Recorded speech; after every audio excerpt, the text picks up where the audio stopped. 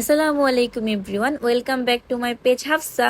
আজকে যেহেতু আব্বু চলে গিয়েছে, আব্বু যাওয়ার পরই আমি সকালবেলা ঘুমাইতে গেছি, কারণ সারা রাত ঘুম হয় নাই, কারণ আব্বু আজকে চলে যাবে। তাই ঘুম থেকে উঠছি একদম দুপুরে, যেহেতু সকালে ঘুমাইছি। তারপরে হচ্ছে একটা ডাব খাইছি। দেন লাঞ্চে আম্মু রান্না করেছে বাদাম ভর্তা, তিতা করলা ভাজি, কলার থোর ভাজি, মাছ ভুনা, কলিজা ভুনা, খিচুড়ি, সাদা ভাত। তো লাঞ্চ করে নিছি। লাঞ্চ করার কিছুক্ষণ পর আমি ব্ল্যাক কফি খাইছি।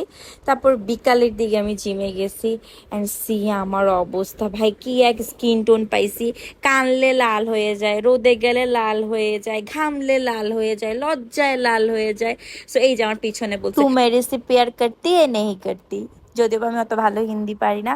তারপর আফটার জিম আমার ট্রেনার আমাকে একটা কলা দিছে, বলে নেন একটা কলা খান। এন্ড আজকে আমার অনেক পচাইছে আমার ট্রেনার। আজকে বেসিক্যালি আমার ওয়েট দিছে, সো আমি এত হেভি ওয়েট আলগাইতে পারতেছিলাম না। তখন আমারে বলে, বিরিয়ানি খাওয়ার সময় তো বলেন না যে মাংস কমাই দেন, মাংস কমাই দেন। ঠিকই তো বাচ্চা বাচ্চা মাংস দিল। যদিও বা আমি অত মাছ মাংস খাই না, আমি ভাত ভর্তা সবজি বেশি খাই। তারপর আমার পায়ে ব্যথা পাইছিলাম, রক্ত জমে একদম নখটা কালো হয়ে গেছিল। এটা রোজার কাহিনী। পরে আজকে দেখলাম নখটা কিছুটা উঠে গেছে। পরে আমি ফার্মাসিস্টের কাছে গিয়ে পুরো নখটা তুলছি।